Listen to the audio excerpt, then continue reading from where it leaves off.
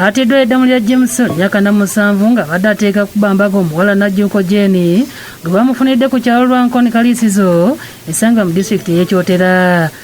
Oba abantu bano mu kumutema mu kumutta balowooza nti alina ssente ate nga teyabadde na ssente. Ntegerekese nti eggulu limu yasoose ku kibuga ky'e Masaka okugulayo ku bintu okwabadde engato z'abadde ategeka okugenderamu ku buko era nga asangiddwa okumpi ne bamutidde. Nateekateeka okuwasa ku Sande nejja ne mmula emitwalo 15 agenda kufuna omukazi n'agenda n'agula engoye mu maduuka e Masaka era mu kiseera kino ntunulidde maiti nga engoye zonna mpya n'engato byonna bipya.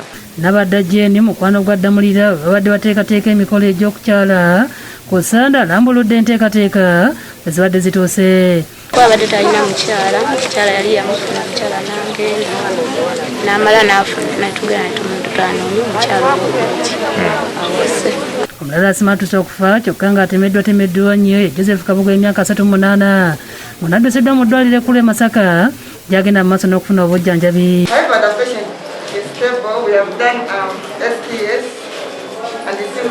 Mukyalo we Nazziwa Josephine ayogedde ku ngeri bba gye yavuddemu awaka nekyazzeeko okumusanga ku makya ng'ataawa mimwanyi we bamusudde.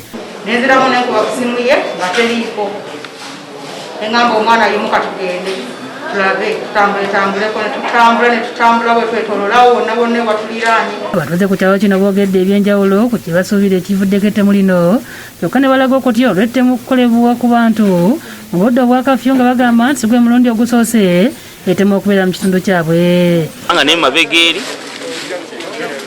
abantu basala omusajja awe mabega era wakuno kumuka kuno bamusala bamusikamu byonna ebintu bye babitwala. Nkubira gavumenti omulanga omuluka gw'ekitange gutunulemu nnyo. Abantu babattanga omuntu bwakwata enkoko n'akola ki?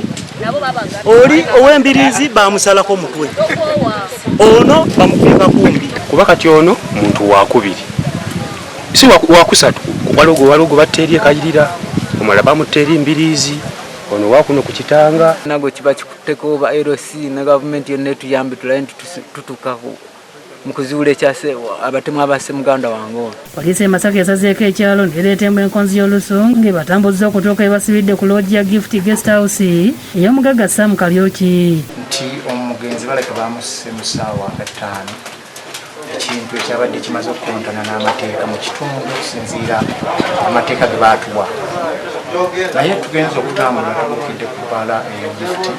Kitegeezeddwa nti ekutta omuwala akola mu bbaala eno n'omusajja omulala agambibwa okubeera muganzi we gwekunudde ku kyalo Mbiriizi ku byekuusa ku ttemu lino. Omwogezi wa poliisi mu Greater Masaka Muhammad Nsubuga akakasizza nti bakutte abantu 2 ku byekuusa ku ttemu lino. Embwa yaffe esunga olusu oba mu lufuuti gye bayita canine unit era etuyambye obulaba nno bano abantu bakwatibwa ababiri.